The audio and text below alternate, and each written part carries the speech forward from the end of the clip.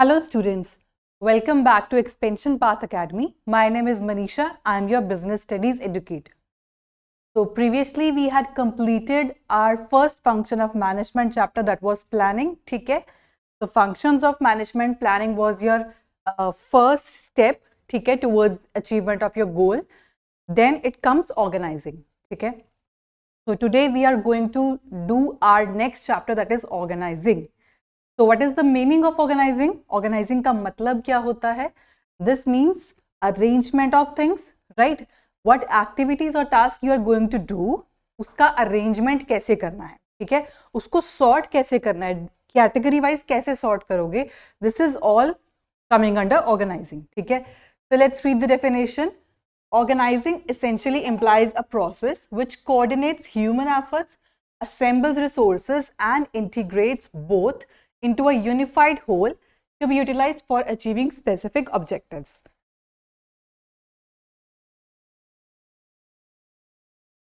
So, organizing कोई भी function of management है, basically उसका main motive क्या होता है? Towards the achievement of some goal. So, organizing is also done for the aim to achieve the specific objective. ठीक है? So, उस objective को achieve करने के लिए how you are assembling or categorizing your resources, and your resources could be in terms of your materials, raw materials or manpower. Okay?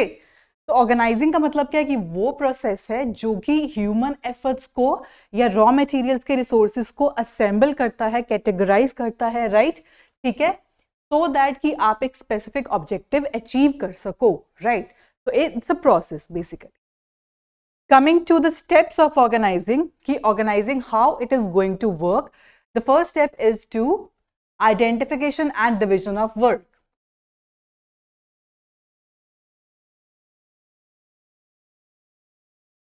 So if you remember the principles of management chapter, the first principle of Henry Fayol was division of work. ठीक है, what was it about? It was about कि you have to divide the work into various departments and distribute or delegate that work to specialized people. Why so?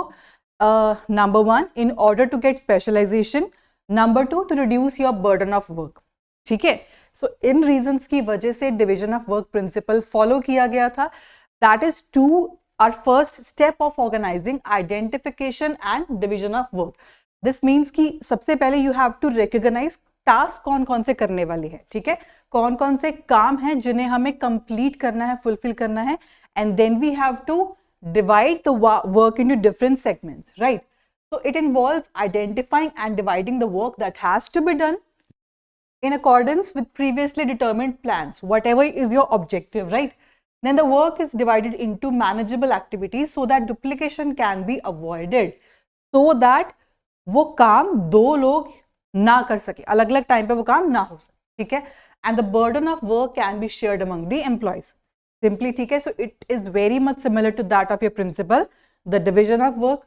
After doing that, the second step is departmentalization. We have earlier identified what task has to be done, ठीक है, और how it is going to be divided between various individuals. अगला step जो आता है, this is called departmentalization. What does that mean? जो activities nature में similar होती हैं, एक ही तरह की होती हैं, they have to be grouped together. उनको एक कैटेगरी में सॉर्ट किया जाता है, ठीक है? Such set facilitates specialization. ऐसा क्यों किया जाता है? So that वो सिमिलर टास्क जो है हम एक स्पेशलाइज्ड इंडिविजुअल को डेलीगेट कर सके, ठीक है, in order to get the specialisation out of that, right?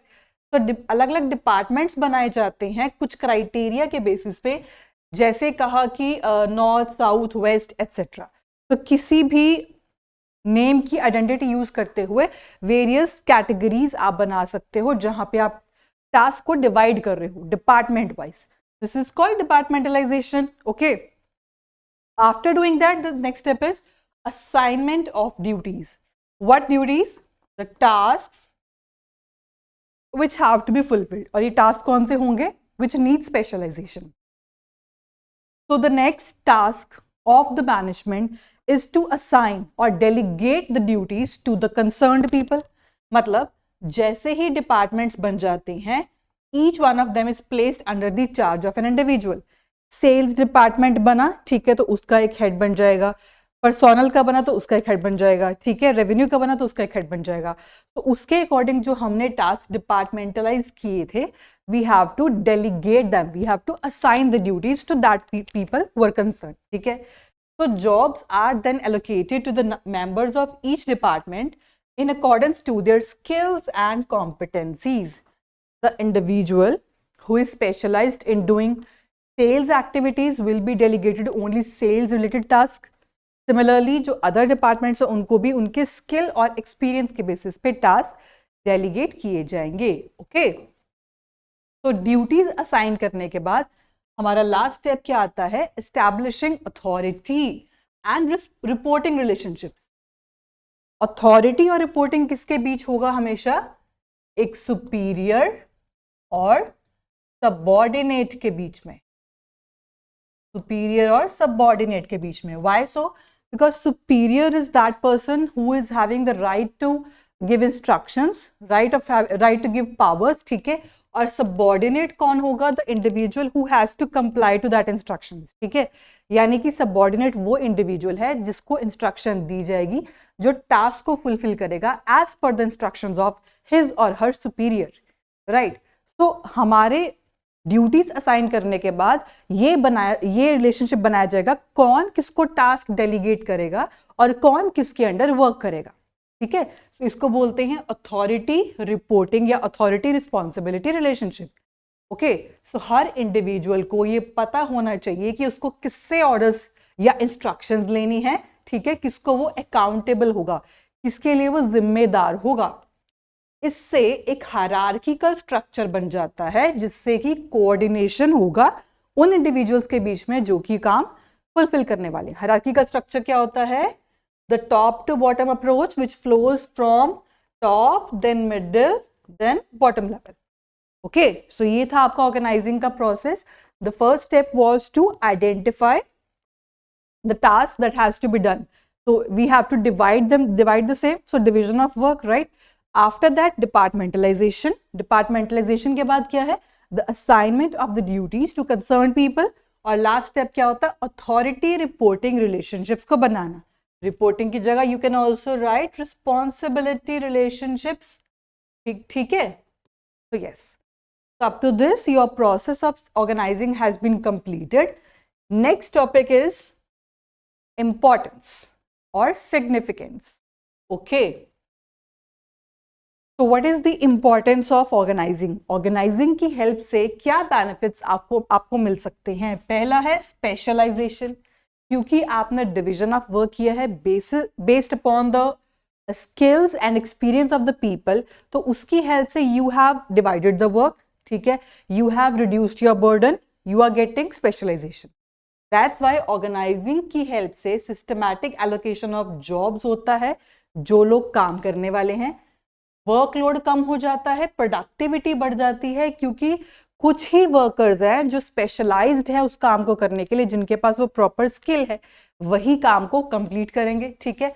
Repetitive performance एक टास्क की नहीं होती, it helps to gain experience but that also leads to no overlapping of work, ठीक है, because the person to whom the work has been delegated, he or she knows कि मुझे ये काम करना है, तो उसके अलावा no other person is required to do the same task, okay। so that's why it leads to specialization.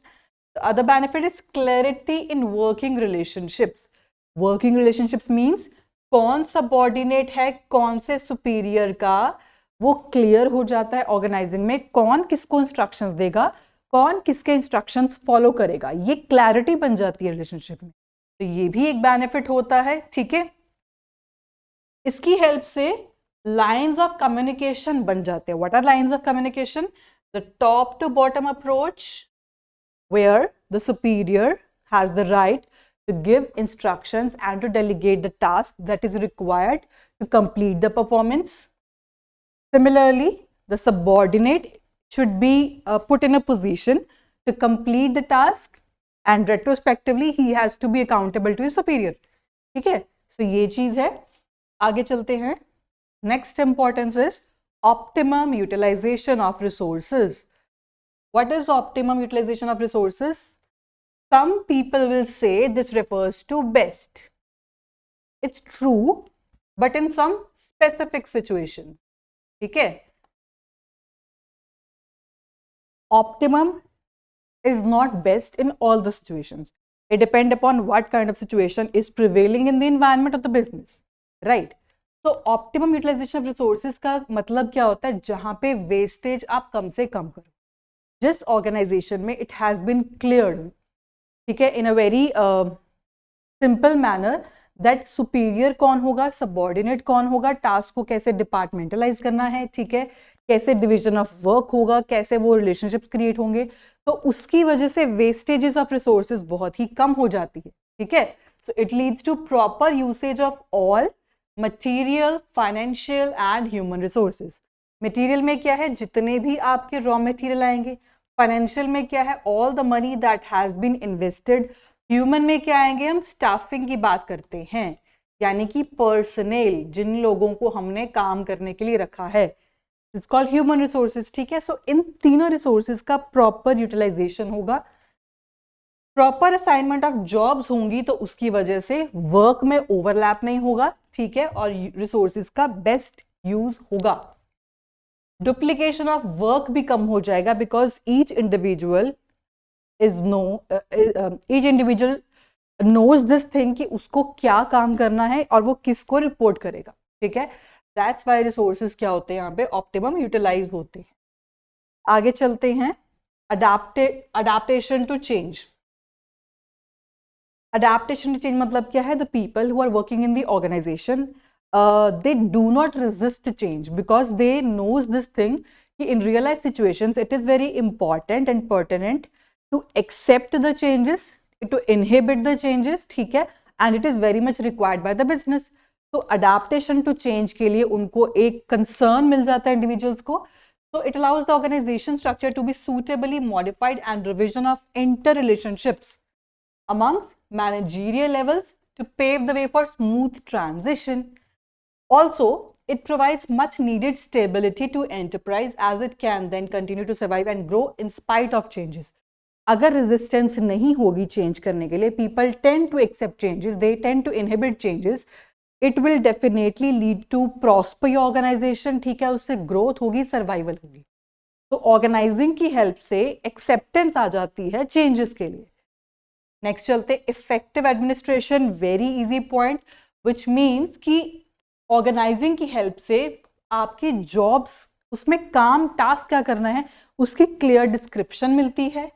Plus जितनी भी आपकी ड्यूटीज या रिस्पॉन्सिबिलिटीज है कि what you are tend to do, what you have to do. ठीक है, और उसकी हेल्प से कंफ्यूजन नहीं होगा, डुप्लीकेशन नहीं होगा, वेस्टेज नहीं होगा. राइट, और उसी हेल्प से आपका एडमिनिस्ट्रेशन क्या होता है? द इंटरकनेक्टेड बॉडीज की हर डिपार्टमेंट का दूसरे से जो कनेक्शन होता है, which afterwards it has to be assemble to be accountable to the wholesome top level. ठीक है, सो वो चीज बेहतर हो जाएगी, उसको बोलते हैं इफेक्टिव एडमिनिस्ट्रेशन. राइट, आगे चलते डेवलपमेंट ऑफ पर्सनेल. पर्सनेल क्या होता है? पर्सनेल क्या होता है? ह्यूमन रिसोर्सेज, जो लोग काम करने वाले होते हैं. ठीक है, नेक्स्ट स्टाफिंग चैप्टर में हम इसके बारे में डिटेल में पढ़ेंगे कि पर्सनेल क्या होता है. तो डेवलपमेंट ऑफ पर्सनेल कैसे होगा? अभी पॉइंट पढ़ा था हमने ऊपर कि they will not resist change, they will have that adaptation to change. यानी effective delegation allows the managers to reduce their workload by assigning routine jobs to their subordinates. तो delegation का मतलब सिर्फ ये नहीं होता कि अपना सारा workload आप subordinates को दे रहे हो. It refers to the frequent activities or routine activities, ठीक है, which hampers your growth, which hampers your other work. आप उसको delegate करते हो अपने subordinates को, या कर सकते हो, तो उस चीज में आपका जो workload है वो कम हो जाता है. ठीक है, effectively delegate किया गया काम, it leads to good thing, right? अब ये जो वर्कलोड में रिडक्शन होता है डेलीगेशन की हेल्प से, ये सिर्फ इसीलिए जरूरी नहीं है क्योंकि एक इंडिविजुअल जो डेलीगेट कर रहा है उसकी कैपेसिटी लिमिटेड है, नो, लेकिन इसलिए जरूरी है क्योंकि मैनेजर अपने नए नए मेथड्स को डिवाइस कर रहा है और जितने इंडिविजुअल्स को वो काम पे लेके आ रहा है उन सबको भी काम सिखाता है. सो दैट मीन्स उनकी पर्सनल ग्रोथ भी हो रही है. This is refers to development of personal. ठीक है, ये कहाँ से स्टोरी शुरू हुई है कि जो अपना मैनेजर है वो अपनी कुछ ऑफ द एक्टिविटीज डेलीगेट कर देता है इंडिविजुअल्स को, पर्सनेल को, सिर्फ इसीलिए नहीं कि उसका लोड कम हो रहा है, बल्कि इसीलिए क्योंकि वो नए नए मेथड्स अडॉप्ट कर रहा है, सो दैट जो इंडिविजुअल्स काम कर रहे हैं वो उन सबको सीख सकें, तो उनका भी डेवलपमेंट हो सके। Get it? सो ये मतलब है इसका। आगे चलते हैं, expansion and growth. Organising effective है तो उसकी वजह से एक्सपेंशन भी हो सकता है, ग्रोथ भी। एक्सपेंशन का मतलब क्या है? जब आपकी प्लांट कैपेसिटी इंक्रीज जाती है, एक बिजनेस आउटलेट, फिर सेकंड खोला, थर्ड खोला, दिस इज कॉल्ड एक्सपेंशन। ठीक है, बिजनेस आपका बढ़ता जा रहा है, this is called expansion. In terms of space, this is expansion. Growth का मतलब क्या है? जब साल दर साल आपके प्रॉफिट्स का जो मार्जिन है वो बढ़ता जा रहा है। प्रॉफिट्स का मार्जिन मीन्स अगर इस साल आपने 2 करोड़ कमाए रेवेन्यू, अगले साल आपने 4 करोड़ कमाया, let's suppose next year it's 7 crore, next year it could B 12 crore, तो प्रॉफिट्स तो आपके बढ़ रहे हैं, that's a good thing, but growth कैसे रिप्रेजेंट करोगे? ये 2 करोड़ से बड़ा प्रॉफिट, ये 3 करोड़ से बड़ा, ये 5 करोड़ से बड़ा, ये मार्जिन देख रहे हो? तो प्रॉफिट्स तो increasing, it's a good thing, but with how much margin it is increasing, this is called growth. So I hope you get the clarity difference between expansion and growth, right? So organizing की help से expansion भी होता है, growth भी होता है, right? Growth and diversification of enterprise, जो आपका place of business है उसको भी आप increase कर सकते हो by enabling it to deviate from existing norms and taking up new challenges. Okay, next topic पे चलते हैं, this which is structure of the organization. Structure of the organization. तो organizing के features, nature, importance क्या है वो तो we have discussed so far. अभी के लिए we will do structure of organization. Organization बनता कैसे है, क्या क्या levels होते हैं, कितने तरह का होता है, ठीक है? So कितने तरह का होता है, types पढ़ते हैं. The first one is functional structure, second is divisional structure. To begin with functional structure, you can see clearly this is MD, this is HR, marketing, R&D, purchasing. ये सब क्या है? जो MD है आपका, he or she would be coming under top level manager, ठीक है? और ये क्या है? कंसर्न डिपार्टमेंट के हेड्स है जिनको आगे टास्क डेलीगेट किया जाता है. तो HR manager, marketing manager, R&D research and development manager, purchasing manager. ठीक है, so this party will come under top level management and these will be coming under middle level management. ठीक है, so ऐसा होता है कि जो MD है अपने टास्क को वो डिपार्टमेंट वाइज डिफरेंट लोगों को डिवाइड कर देता है.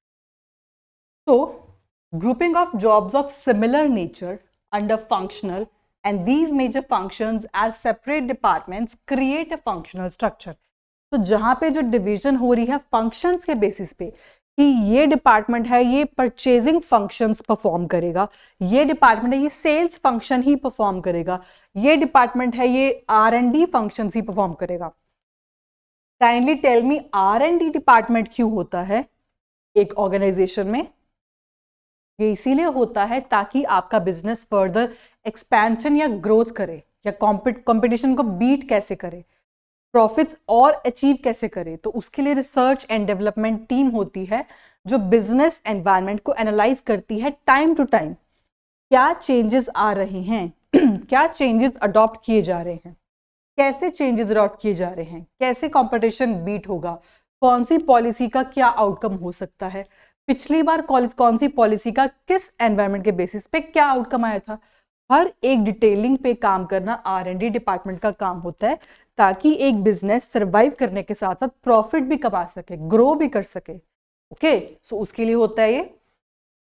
ऑल्दो ये क्वेश्चन नहीं पूछेंगे बट नॉलेज के लिए. ओके, तो जो आपकी एक्टिविटीज सिमिलर नेचर की होती हैं उनको आप ग्रुप कर लेते हो, ठीक है, कैटेगरी वाइज, फंक्शन वाइज, और उसे आगे डेलीगेट कर देते हो. तो वो कहाँ आता है? फंक्शनल स्ट्रक्चर के अंदर आता है. तो जितने भी डिपार्टमेंट्स होते हैं they report to a coordinating head. ये डिपार्टमेंट है तो इसके अंदर जितने भी इंडिविजुअल्स काम करेंगे they have to be accountable to this person concern, HR manager. Okay, तो एग्जाम्पल पढ़ते हैं. एक मैन्युफैक्चरिंग कंसर्न में डिवीजन ऑफ वर्क होता है अलग अलग फंक्शन के बेसिस पे, जिसमें हमारे पास production department, purchase department, marketing department, accounts department, personal department हो सकता है। दीज आर नॉट फिक्स्ड कि यही होते हैं, there could be many more, यहाँ पे इट्स जस्ट एन एग्जाम्पल। ठीक है, ये डिपार्टमेंट्स आगे डिवाइड होते हैं अलग अलग सेक्शंस में। ठीक है, इसीलिए फंक्शनल स्ट्रक्चर एक ऐसा ऑर्गेनाइजेशनल डिजाइन है या एक ऐसा ऑर्गेनाइजेशन स्ट्रक्चर है जहां पे सिमिलर तरह के जो टास्क होते हैं उनको सिमिलर ग्रुप्स में डाल दिया जाता है। This is called functional structure. अब इनके फायदे पढ़ लेते हैं। पहला है ऑक्यूपेशनल स्पेशलाइजेशन। जो काम करने के लिए कहा गया है उसी काम में उनके पास स्पेशलाइजेशन होती है। राइट, कंट्रोल और कोऑर्डिनेशन को प्रमोट करता है एक डिपार्टमेंट में। ठीक है, मैनेजरियल और ऑपरेशनल एफिशिएंसी को इंक्रीज करता है। Right, minimal duplication of effort होता है। एम्प्लॉयज की ट्रेनिंग को इजी बनाता है because they knows first of all what has to be done, they have that specialised skill. ठीक है, और इससे ये भी इंश्योर होता है कि डिफरेंट फंक्शंस जो हैं उनको प्रॉपर अटेंशन दी जा रही है, that they have to be carefully handled. Okay, so ये थे कुछ एडवांटेजेस। आगे चलते हैं डिसएडवांटेजेस। तो क्या क्या नुकसान है? पहला है it plays less emphasis on overall enterprise objectives, क्योंकि जितने भी टास्क डेलीगेटेड हैं वो सारे के सारे सिर्फ एक डिपार्टमेंट अपने विजन से ही देखेगा, है ना। they have no control or they will not give due attention towards the common objective of the organization। तो यहाँ पे कमी रह जाती है। ठीक है, it lead to problems in coordination as information has to be exchanged across various departments। तो communication barrier भी आ सकता है। right, conflict of interest may also arise, जहां पे दो और दो से ज्यादा डिपार्टमेंट्स के इंटरेस्ट खड़े हो जाते हैं, that we want this to be done by this method. तो वहां पे कॉन्फ्लिक्ट ऑफ इंटरेस्ट आना जायज सी बात हो जाती है। इनफ्लेक्सिबिलिटी भी आ जाती है, क्योंकि जिन लोगों के पास एक तरह की स्किल्स है तो उनमें पॉजिटिव कंपटीशन के बजाय नेगेटिव कंपटीशन क्रिएट हो जाता है कि I want to move forward उससे ज्यादा, है ना। दे डोंट थिंक कि हमें कोऑर्डिनेशन में रह के काम करना है। तो sense of competition which is too much, तो वो एनकरेज हो सकता है। अब सूटेबिलिटी की बात करते हैं कि किस तरह की ऑर्गेनाइजेशन है जहां पे फंक्शनल डिपार्टमेंट वर्क करता है, जहां पे साइज ऑफ ऑर्गेनाइजेशन क्या होता है, बड़ा होता है, जहां पे नंबर ऑफ एक्टिविटीज क्या होती हैं, डाइवर्सिफाइड होती हैं, कि जहां पे सेल्स भी चाहिए, परचेज भी चाहिए, मार्केटिंग भी चाहिए। This is called diversification. ठीक है, और ऑपरेशंस जहां पे high degree of specialisation required होती है। तो तीन चीजें हैं। पहला क्या है, जहां पे आपकी ऑर्गेनाइजेशन का जो स्ट्रक्चर है वो लार्ज होगा, जहां पे एक्टिविटीज डाइवर्सिफाइड होती हैं, और जहां पे आपकी हाई डिग्री ऑफ स्पेशलाइजेशन चाहिए होती है। तो उस तरह की वर्किंग कंडीशन जिस ऑर्गेनाइजेशन में होगा वहां पे it is very much apt to adopt this kind of functional structure. Okay, आगे चलते हैं divisional structure. Divisional structure, this is the kind of map. ये उस तरह की ऑर्गेनाइजेशन में सूटेबल है जहां पे प्रोडक्ट लाइन ज्यादा होती हैं। ठीक है, फंक्शन में क्या था कि हमारे पास एक प्रोडक्ट, लेट्स सपोज है एक प्रोडक्ट की बात करते हैं, उसी प्रोडक्ट के लिए हमें सेल्स डिपार्टमेंट, उसी के लिए परचेज डिपार्टमेंट, उसी के लिए मार्केटिंग डिपार्टमेंट, उसी के लिए पर्सनल डिपार्टमेंट डेलीगेट किया गया था। लेकिन डिविजनल स्ट्रक्चर में क्या होता है, this is your top level management, these are your middle level managers. ठीक है, but they are corresponding to your different products. मैं एग्जांपल लेती हूँ कॉस्मेटिक्स की। ठीक है, तो कॉस्मेटिक्स में we could have many number of items that is coming under this category. जिसे मैंने बोला कि एक एक्स ब्रांड है वो लिपस्टिक का, वाई जो है it could be of blush, V जो है it could be of cream. So ये सारी चीजें किस में आती, कॉस्मेटिक्स में आती है। ठीक है, तो जहां पे लाइंस ऑफ प्रोडक्ट जिस ऑर्गेनाइजेशन में बढ़ जाती हैं, डाइवर्सिफाई हो जाती हैं, उस तरह की ऑर्गेनाइजेशन में डिविजनल स्ट्रक्चर बेस्ट काम करता है। Have a look upon this table, जहां पे ये टॉप लेवल मैनेजर है, ये मिडिल लेवल मैनेजर्स हैं, और इनके अंदर फिर फंक्शनल कैटेगराइजेशन है, ठीक है, कि R&D डिपार्टमेंट जो है वो तीनों कैटेगरीज के लिए, तीनों लाइंस ऑफ प्रोडक्ट के लिए है। और वहां पे क्या था, सिर्फ एक ही बार था, क्योंकि प्रोडक्ट क्या था, सिर्फ एक। जितने प्रोडक्ट्स ज्यादा होंगे, जितनी लाइंस ऑफ प्रोडक्ट होंगी, उतनी बार वो डिपार्टमेंट बनता जाएगा। तो मार्केटिंग की बात कर रहे हैं, सभी प्रोडक्ट्स के लिए मार्केटिंग है। फाइनेंस की बात करें, सभी प्रोडक्ट्स के लिए फाइनेंस है, ठीक है। सो इस तरह का कुछ स्ट्रक्चर होता है। So divisional structure, the organization comprised of separate business units or divisions. Why so? Each unit has a divisional manager responsible for performance and who has authority over the unit. Her unit का एक divisional manager होता है, ठीक है, जो कि performance के लिए रिस्पॉन्सिबल होता है। किसकी परफॉर्मेंस के लिए? For all the departments to the top level manager, ठीक है, वो उसके लिए होता है responsible. Generally man power is grouped in on the basis of different products manufactured. तो जितनी भी मैन पावर है वो प्रोडक्ट्स के बेसिस पे डिवाइड की जाती है, ठीक है। अब मैंने बोला कि मार्केटिंग अगर यहाँ है, तो जो ये वाला मार्केटिंग है वो सिर्फ प्रोडक्ट एक्स के लिए काम करेगा, ठीक है। Let's suppose it pertains to your, ये मान लो लिपस्टिक के लिए, ठीक है, और मैं एग्जांपल ले रही हूं आपका कॉस्मेटिक्स का, ठीक है। सो प्रोडक्ट एक्स लिपस्टिक के लिए, प्रोडक्ट वाई हो गया आपका ब्लश के लिए, और प्रोडक्ट जी हो गया आपका क्रीम के लिए, क्रीम या मॉइस्चराइजर वट एवर, ठीक है, कुछ भी ले लो आप, क्रीम या फिर मॉइस्चराइजर के लिए। तो जो आपका मार्केटिंग मैनेजर यूनिट एक्स के अंदर काम करेगा, वो सारी की सारी एक्टिविटीज वही कंडक्ट करेगा that pertains to only lipstick brand, ठीक है। सो ही और she has no concern over taking any kind of instruction, any kind of decision regarding product Y and G, ठीक है। So that's why it is very important. तो जितने man power है वो अलग अलग प्रोडक्ट्स के बेसिस पे ग्रुप होते हैं, ठीक है, जो जो प्रोडक्ट बनाए जाएंगे। हर डिवीजन मल्टी फंक्शनल होता है, बिकॉज हर डिवीजन में अलग अलग फंक्शंस परफॉर्म किए जाते हैं। Multi functional also multi functional. हर डिवीजन में डिफरेंट डिपार्टमेंट्स हैं, दैट्स व्हाई इनको क्या बोला जाता है, मल्टी फंक्शनल। फंक्शनल वर्ड आ गया ना फिर से, that's why, okay. Each division is self-contained as it develops expertise in all functions related to a product line. मैंने अभी जो बताया कि जितने भी functions हैं ये सब वही टास्क कंप्लीट करेंगे, फुलफिल करेंगे जिनके रिगार्डिंग इनको नॉलेज है, which is product number x, which is lipstick. तो जितने भी टास्क होंगे जो R&D डिपार्टमेंट करेगा, वो लिपस्टिक ब्रांड के प्रमोशन डाइवर्सिफिकेशन के लिए करेगा, मार्केटिंग भी लिपस्टिक के लिए होगी, फाइनेंस भी लिपस्टिक के प्रोडक्ट्स पे इन्वेस्ट करने के लिए होगा, और ये वाला स्पेसिफिक अदर प्रोडक्ट्स के लिए, okay.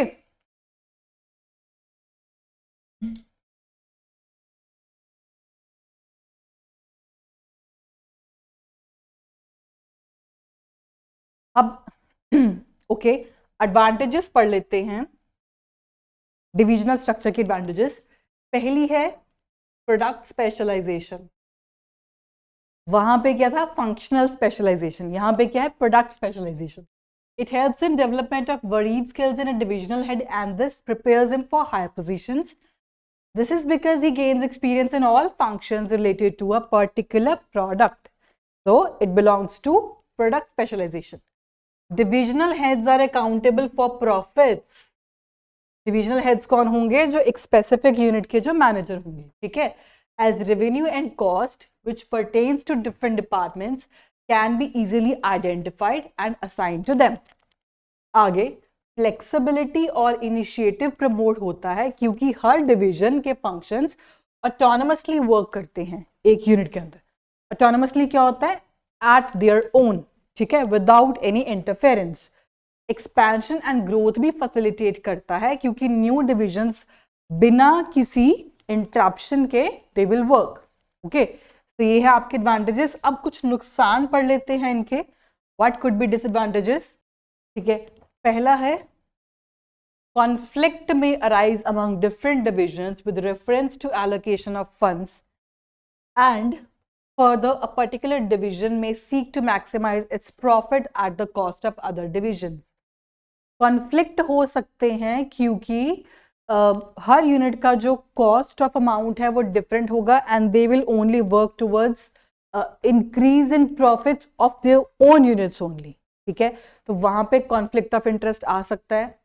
Increase in cost, very very very much common, क्योंकि डुप्लीकेशन ऑफ एक्टिविटीज वहां पे अराइज हो सकती हैं because the specific kind of functional structure, functional head जो है वो सभी यूनिट्स के लिए होगा। जैसे मैंने कहा कि परचेजिंग की बात करूँ तो परचेज मैनेजर हर लाइन ऑफ प्रोडक्ट के लिए होगा, मार्केटिंग मैनेजर हर लाइन ऑफ प्रोडक्ट के लिए होगा, ठीक है।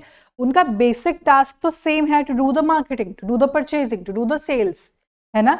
लेकिन it could be a disadvantage because there could be chances of possibly the duplication of activities, ठीक है, that's why. आगे, it provides managers with authority to supervise all activities regarding a particular division. तो managers का जो responsibility है वो increase हो जाता है, वर्कलोड इंक्रीज हो जाता है because they have to supervise all of the activities that is happening under the control, right. तो ये थे डिसएडवांटेजेस। अब हम पढ़ लेते हैं सूटेबिलिटी, किस तरह की ऑर्गेनाइजेशन में सूटेबल है। For those where a large variety of products are manufactured using different productive resources, तो जहां पे लाइंस ऑफ प्रोडक्ट जितनी ज्यादा होंगी उस तरह की ऑर्गेनाइजेशन में डिविजनल स्ट्रक्चर फॉलो किया जाता है, ओके। अब जरा डिफरेंस पढ़ लेते हैं दोनों का, बनता कैसे है, फॉर्मेशन कैसे होगा। ये फंक्शंस के बेसिस पे होता है और ये प्रोडक्ट लाइंस के बेसिस पे, ठीक है। इसकी स्पेशलाइजेशन किसमें है, फंक्शनल स्पेशलाइजेशन, इसकी प्रोडक्ट स्पेशलाइजेशन। रिस्पॉन्सिबिलिटी, इसमें हर एक डिपार्टमेंट की रिस्पॉन्सिबिलिटी फिक्स करना मुश्किल होता है लेकिन इसमें इजी होता है because every person knows this thing कि उसको क्या टास्क करना है। तो रिस्पॉन्सिबिलिटी फिक्स करना is quite easier under divisional structure. Managerial development की बात करते हैं सो इट्स डिफिकल्ट क्योंकि जो फंक्शनल मैनेजर होगा उसको टॉप मैनेजमेंट को रिपोर्ट करना होता है, लेकिन इसमें क्या है, इजियर है क्योंकि उनके पास ऑटोनॉमी आ जाती है। फंक्शनल डिपार्टमेंट, फंक्शनल मैनेजर को अपने यूनिट डिपार्टमेंट को रिपोर्ट करना है, दैट्स व्हाई यहाँ पे it's easier because autonomy is provided here. Cost की बात करें, फंक्शंस जो हैं वो दे आर नॉट डुप्लीकेटेड, इसीलिए क्या होता है, ये इकोनॉमिकल, कम खर्चे वाला, क्योंकि डुप्लीकेशन ऑफ एक्टिविटीज नहीं होता है। यहाँ पे duplication of resources, duplication of activities होती हैं, इसीलिए ये क्या हो जाता है, कॉस्टली बढ़ जाता है। एक्स्ट्रा कॉस्ट पुट ऑन नहीं हुई है, डुप्लीकेशन की वजह से कॉस्ट बढ़ जाएगा, दैट्स व्हाई। कोऑर्डिनेशन की बात करें तो यहाँ पे मल्टी प्रोडक्ट कंपनी के लिए डिफिकल्ट होता है और यहाँ बात करें तो इट्स इजी क्योंकि सारे के सारे फंक्शंस एक पर्टिकुलर प्रोडक्ट के रिगार्डिंग होते हैं, they are all connected with one another, that's why it's easy here, ठीक है। सो ये था आपका कोऑर्डिनेशन का पॉइंट, ये difference between functional and divisional structure. आगे चलते हैं फॉर्मल एंड इनफॉर्मल ऑर्गेनाइजेशन, ठीक है। तो ऑर्गेनाइजेशन का स्ट्रक्चर वी हैव अंडरस्टूड कि it's divided into two parts. The first one is functional, second is your divisional structure. अब आगे चलते हैं फॉर्मल और इनफॉर्मल ऑर्गेनाइजेशन क्या होता है, ठीक है। So beginning with, okay, have a look upon this table. CEO, top level manager, sales, marketing, services, ये क्या है, middle level manager, और इनके जो स्पेशलिस्ट हैं वो इनके अंडर काम करेंगे। तो ये सॉर्ट है आपका फॉर्मल इंफॉर्मेशन का, ठीक है। और यहाँ बात करते हैं तो जितना ये टॉप लेवल, मिडिल लेवल और बॉटम लेवल है, they can connect at any position, ठीक है, इन एनी फॉर्म। तो ये क्या होता है, इनफॉर्मल ऑर्गेनाइजेशन। तो यहाँ पे communication flows from top to bottom और यहाँ पे it could happen in any direction. तो ये बेसिक डिफरेंस है, let's discuss in detail. Formal organisation की बात करें तो it refers to organization structure which is designed by the management to accomplish a particular task. ये मेन मोटिव होता है, एक टास्क दिया उसको अचीव करने के लिए जो भी एक्टिविटीज होंगी वो कंप्लीट करनी है। सो ये पार्ट आता है फॉर्मल स्ट्रक्चर का। It specifies clearly boundaries of authority and responsibility. तो फॉर्मल ऑर्गेनाइजेशन में कौन किसको रिपोर्ट करेगा, कौन किसको टास्क डेलीगेट करेगा, ये रिलेशनशिप क्लियर होता है कौन किसको करेगा, और ये क्लियरिटी नहीं होगी इनफॉर्मल में, ठीक है। यानी सुपीरियर सबऑर्डिनेट का जो रिलेशनशिप है which is top to bottom, वो क्लियर होता है फॉर्मल ऑर्गेनाइजेशन में। And there is a systematic coordination among various activities to achieve organizational goals. गोल को अचीव करने के लिए proper hierarchical structure or you can say scalar chain, it has to be followed strictly, ठीक है। सो ये कुछ basic points है of the formal organisation. आगे पढ़ते हैं। It specifies the relationships among various job positions and nature of their interrelationship.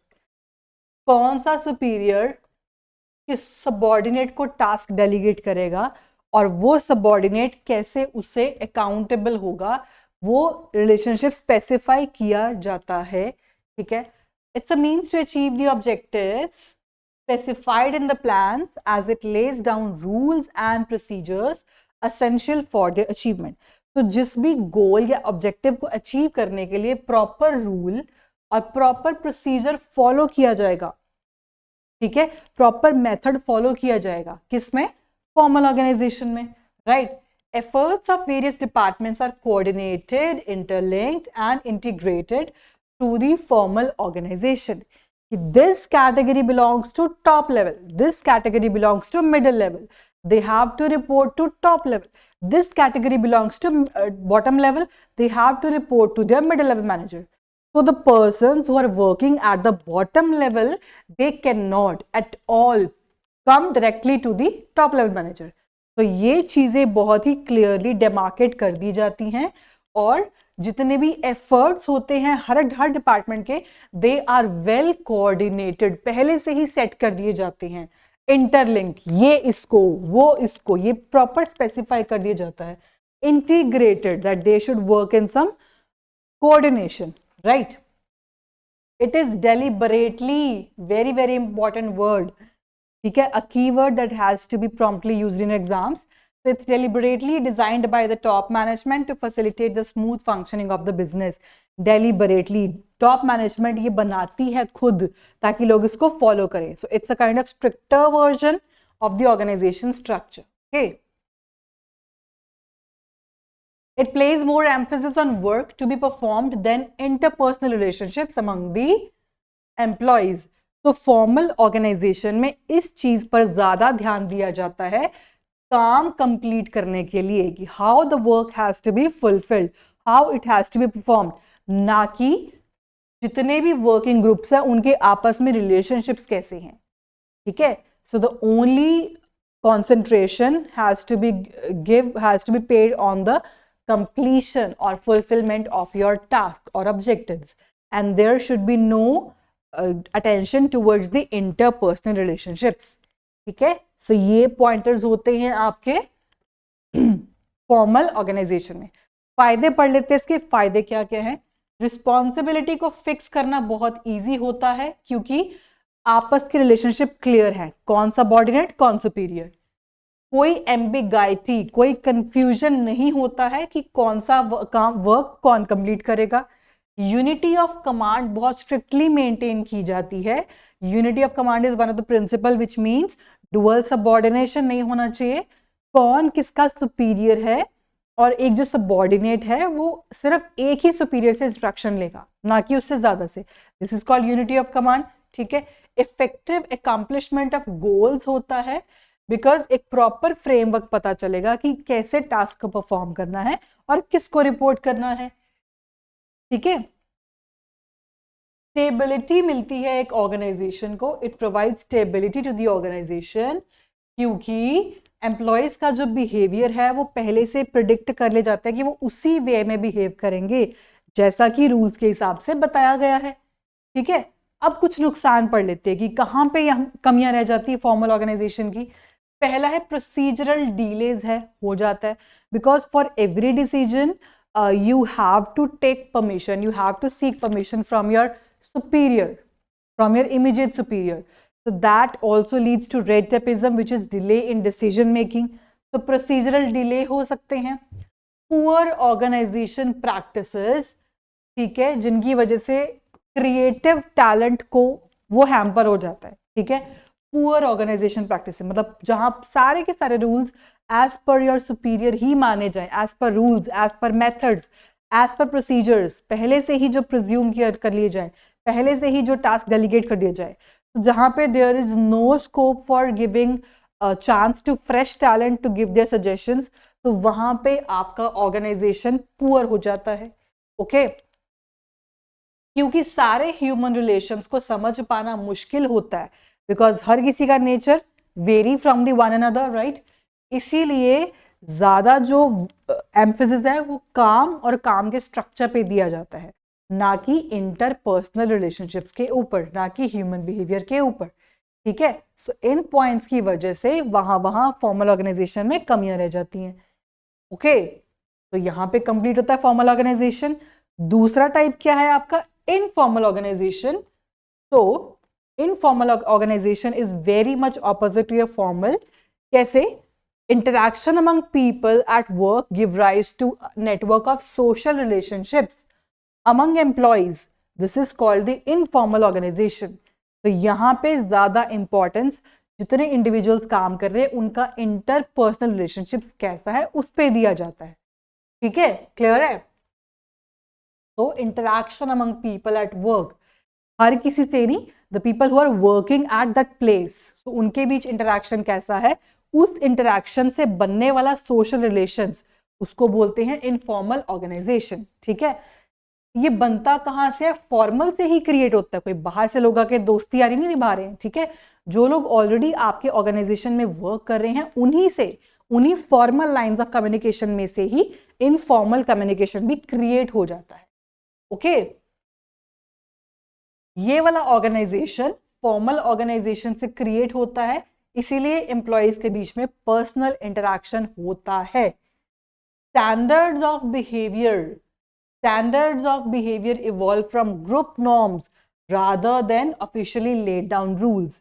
जैसे जो रूल्स पॉलिसीज ऑर्गेनाइजेशन ने लिखी है उसके हिसाब से बिहेव करना नहीं, बल्कि ह्यूमन नेचर कैसा है, ग्रुप नॉर्म, जिस ग्रुप से आप एसोसिएटेड हो उनका नेचर कैसा है, वहां से ये स्ट्रक्चर डिराइव होता है, वहां से स्टैंडर्ड्स ऑफ बिहेवियर अराइज होते हैं, ठीक है। Independent channels of communication follow किया जाता है, यानी कि यहाँ पे सिर्फ टॉप टू बॉटम नहीं चलेगा, बॉटम टू टॉप भी जाता है, ठीक है, डायगनली भी जाता है। So communication flows in every direction under the informal communication, okay. It emerges spontaneously, why so, वहां पे इट वॉज डेलिबरेट एक्शन, ठीक है। So formal communication was the deliberate action that has taken by the top management, लेकिन ये deliberate नहीं है, ये अपने आप ही बन जाते हैं, बातचीत करने से अपने आप ही बन जाते हैं, उनको हम बोलते हैं इनफॉर्मल ऑर्गेनाइजेशन, ठीक है। तो एमर्जेस स्पॉन्टेनियसली, अपने आप बन जाते हैं, and not deliberately created by the management, okay. इनका कोई डेफिनेट स्ट्रक्चर नहीं होता, कोई डेफिनेट फॉर्म नहीं होता, क्योंकि it's complex network of social relationships, किसी भी डायरेक्शन में फ्लो हो सकते हैं, इसीलिए इनका कोई स्पेसिफिक स्ट्रक्चर नहीं होता है, ओके, राइट। आगे है, so let's discuss the difference between formal and informal organization. पहला मीनिंग पे आते हैं। सो मीनिंग क्या था, यहाँ पे structure of authority relationship created by the management. Structure कैसा है रिलेशनशिप्स का, वो कौन डिसाइड करेगा, टॉप मैनेजमेंट। यहाँ पे क्या है, नेटवर्क ऑफ सोशल रिलेशनशिप्स, वो अपने आप बन जाते हैं network of social relationships, okay, network of social relationships जो इंटरैक्शन से बनेंगे। ऑरिजिन कंपनी के रूल्स और पॉलिसीज से बनता है, और ये सोशल इंटरैक्शन से बनता है। द डिफरेंस, अथॉरिटी, इसमें मैनेजमेंट की अथॉरिटी से बनेगा, और इसमें क्या है, personal qualities, how you are communicating with your group, वहां से बनता है। बिहेवियर कैसा होगा, यहाँ पे रूल्स डिसाइड करते हैं, और यहाँ पे रूल्स नहीं डिसाइड करते हैं, ठीक है। फ्लो ऑफ कम्युनिकेशन, ये सिर्फ स्केलर चेन की तरह फॉलो होगा टॉप टू बॉटम, और यहाँ पे क्या है, कोई प्लान रूट नहीं होगा। It can take place in any direction, it could be vertically up down, ठीक है, हॉरिजॉन्टली एनी पोजीशन और डायगोनली एज वेल, किसी भी फ्लो में पहुंच सकता है. Nature it is very rigid, it is flexible. ठीक है, आगे लीडर्स की बात करते हैं. सो लीडरशिप यहाँ मैनेजर्स लीडर्स होते हैं और यहाँ पे मैनेजर्स लीडर्स नहीं होते हैं, लेकिन वो अलग अलग ग्रुप के द्वारा चूज किए जाते हैं. ठीक है, सो डिफरेंस क्लियर है फॉर्मल और इनफॉर्मल ऑर्गेनाइजेशन में. ओके, आगे चलते हैं डेलीगेशन. डेलीगेशन का मतलब क्या होता है? What is delegation? So in a very simple language, delegation का मतलब होता है जो टास्क जिसका बर्डन मेरे ऊपर ज्यादा है, या अगर मैं चाहती हूं कि वो टास्क ऐसा पर्सन करे जिसके पास उसकी स्किल है, एक्सपीरियंस है, या मैं चाहती हूँ कि मेरा इंडिविजुअल है वो अपने टैलेंट को प्रॉस्पर कर सके, ठीक है, इंक्रीज कर सके, इंप्रूव कर सके, यूज कर सके, तो उसके लिए मैं अपना कुछ रूटीन या फ्रीक्वेंट एक्टिविटीज है वो उसको दे दूंगी, सौंप दूंगी. This is called delegation. ठीक है, सो डेलीगेशन का मतलब क्या होता है? टास्क किसी दूसरे को सौंप देना, बहुत सिंपल लैंग्वेज में. This is delegation, right. एक इंडिविजुअल है जो कि मैनेजर है, वो अपने सबऑर्डिनेट्स को टास्क डिवाइड कर दे रहा है. This is called delegation. So it refers to downward transfer of authority. हमेशा टॉप टू बॉटम जाता है. ठीक है, from a superior to a subordinate. It's a prerequisite to efficient functioning of the organisation. ये जरूरी होता है. क्यों? It enables the manager to use his time on high priority activities, because it is not always possible for a manager to conduct all the activities by himself, है ना. Neither he is having that much time to complete all the tasks by himself. That is why it becomes very important to delegate some of his tasks which are not on high priority basis to individuals, right, to complete that. Also, it satisfies the subordinates need for recognition. Individual भी ये माने कि हम ये काम कर सकते हैं, तो उनकी उस सेटिस्फेक्शन की पूर्ति करता है. and provides them with opportunities to develop and exercise initiative. Initiative was the principle of management, which means the first step taken towards something, है ना. तो उनको ये चीज एहसास दिलाया जाता है कि you can also do this thing, है ना. तो उस चीज के लिए जरूरी है. आगे, it helps the manager to extend his area of operations, as without it his activities would be restricted to only what he himself can do. वही बात आ गई ना कि जो वो काम खुद कर सकता है उसके ऑपोजिट जाके वो एक्टिविटीज को एक्सटेंड कर देता है अपने सबऑर्डिनेट्स को, ताकि उसके जो एरिया ऑफ ऑपरेशंस है वो डिवाइड हो जाए और काम जल्दी हो सके. Got the points of delegation? ठीक है, अब एलिमेंट्स ऑफ डेलीगेशन पढ़ते हैं. 3 एलिमेंट्स होते हैं. एक है रिस्पॉन्सिबिलिटी, एक है अथॉरिटी, एक है accountability. Responsibility, authority, accountability. Authority का मतलब क्या होता है? पावर, जहां पे आप इंस्ट्रक्शंस आगे पास ऑन करते हो काम करवाने के लिए.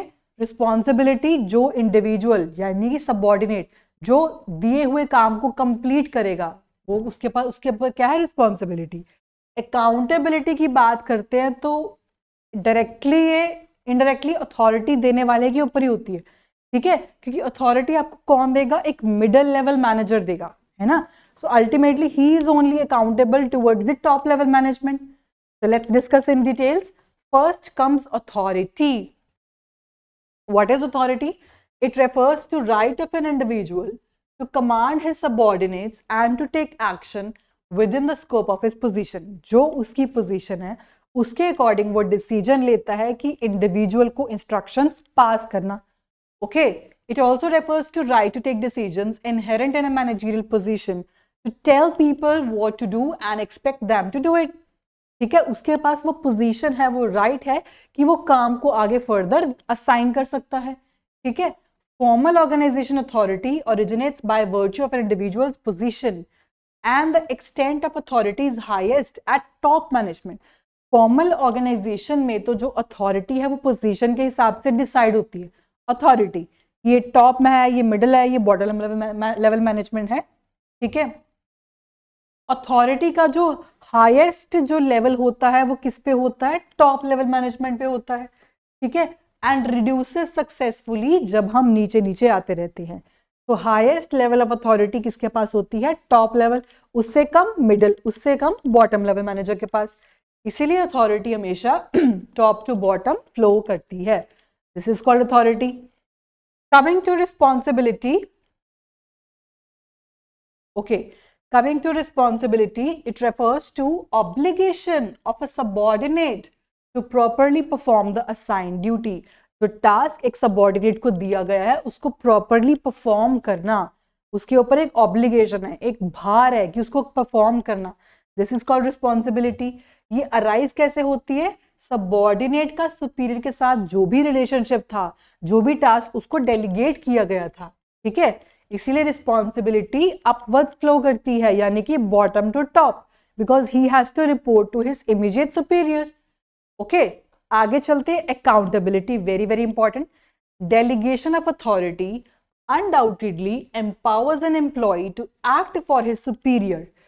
अथॉरिटी को पास करना का मतलब ये तो है कि जो एक एम्प्लॉय है वो अपने सुपीरियर के लिए काम करेगा, लेकिन यहाँ पे लेकिन का ही ट्विस्ट है, लेकिन सुपीरियर ही अकाउंटेबल होगा फॉर द आउटकम. जो भी रिजल्ट आएगा, चाहे पॉजिटिव है नेगेटिव है, चाहे वो सबऑर्डिनेट ही लेके आया, लेकिन स्टिल सुपीरियर ही अकाउंटेबल होगा उसके लिए. किसके लिए? टॉप लेवल वालों के लिए. इसीलिए जो अकाउंटेबिलिटी का मतलब क्या होता है? Being answerable for the final outcome. जिसने टास्क डेलीगेट किया है एक्चुअली वही पर्सन अकाउंटेबल होता है for the outcome that has to become. It could be positive or negative. Okay, so ये था accountability. So these were your 3 elements of delegation. ठीक है, authority, responsibility, accountability. Let's discuss the importance of delegation. Effective management. Delegation proper होगा तो आपका हर field में काम equally complete होगा. That is why effectively management is the consequence of that. Employee development, because you are delegating some of your tasks which are on non-high priority basis in order to make the employee to put their initiative, to put their talent that is required by the business. That is why it helps to develop the employee potential. Okay, motivation of employees. आप ये काम कर सकते हो, इसीलिए मैं आपको काम डेलीगेट कर रहा हूं, because I trust upon you कि आपके पास वो टैलेंट, वो स्किल है और you will be taking initiative to complete this task. वो एम्प्लॉय को मोटिवेट करता है delegation. Facilitation of growth. Delegation की हेल्प से एक ऑर्गेनाइजेशन एक्सपैंड कर सकती है.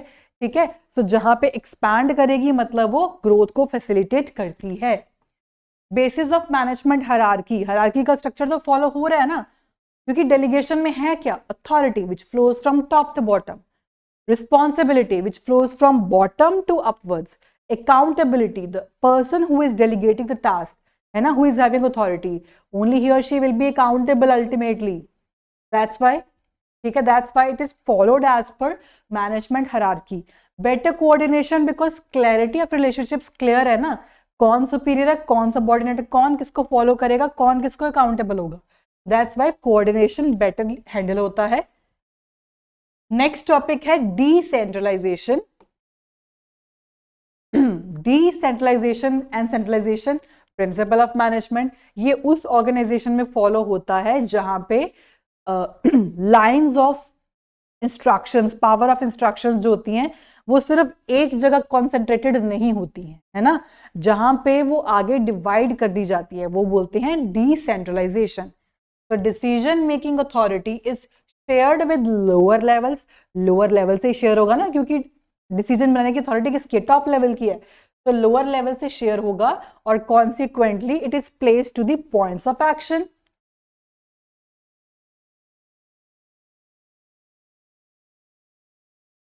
Okay. So centralization and decentralization. Centralisation में क्या था? It implies concentration of all decision making function सिर्फ एक ही जगह. लेकिन डिसेंट्रलाइजेशन में क्या है? डेलीगेशन होता है डिसीजंस का, टास्क का, लोअर लेवल हायरार्की के लिए. ओके, इंपॉर्टेंस पढ़ लेते हैं डिसेंट्रलाइजेशन की. पहली है it develops initiative among subordinates, क्योंकि टास्क जो है वो सबऑर्डिनेट्स को डेलीगेट किए जाते हैं in order to put out their initiative. which they can do. तो उसकी डेवलपमेंट के लिए आगे है मैनेजरियल टैलेंट को रिटेन करा जाता है, उसको डेवलप किया जाता है फ्यूचर के लिए. तो क्योंकि प्रॉपर ट्रेनिंग की हेल्प से, प्रॉपर डेवलपमेंट की हेल्प से उनको time to time skill improvisation के लिए कॉन्सेप्ट बताए जाते हैं क्लियरली, जिसकी हेल्प से वो टैलेंट है उसको हम रिटेन तो करते ही करते हैं, पर फ्यूचर के लिए उसको इंक्रीज भी, सेव भी करके रखते हैं. ठीक है. Next is your quick decision making. So it's very, very important, very easy. If you follow the decentralization form, it will not lead to delay in decision making. Okay, because you are not in that position to follow or to seek permission for every decision from your top managers. Okay, that's why decision making is easier. Relief to top management, क्योंकि decentralization में अपना workload कम करने के लिए ही subordinates को task delegate किया जाता है. Facilitates growth, again that point की it refers to effective administration that will lead to growth of your concern. Okay. Better control, how better control? Because the number of tasks has to be divided between various persons who are responsible for controlling their own departments. So it becomes easier to control their own departments rather एक individual के लिए कि पूरे departments को संभाले. That's why control better होता है. ठीक है. So this is the difference between delegation and decentralization. All right. Let's discuss nature क्या है. डेलीगेशन कंपल्सरी एक्ट होता है क्योंकि कोई भी इंडिविजुअल सारे टास्क अपने आप परफॉर्म नहीं कर सकता. डिसेंट्रलाइजेशन ऑप्शनल पॉलिसी ये तभी होगा जब टॉप लेवल मैनेजमेंट अपनी कुछ डिस्क्रिशन को आगे पास ऑन कर देता है. Freedom of action, more control by superiors, hence less freedom to take own decisions. यहाँ पे less control over executives, hence greater freedom of action. ठीक है. Status, it's a process followed to share task.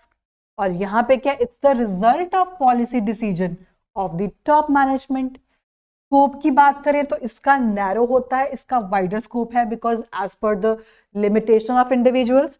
Purpose की बात करें तो इसका purpose क्यों है, मैनेजर के बर्डन को कम करना और इसमें क्या, सबऑर्डिनेट के रोल्स को बढ़ाना. ओके.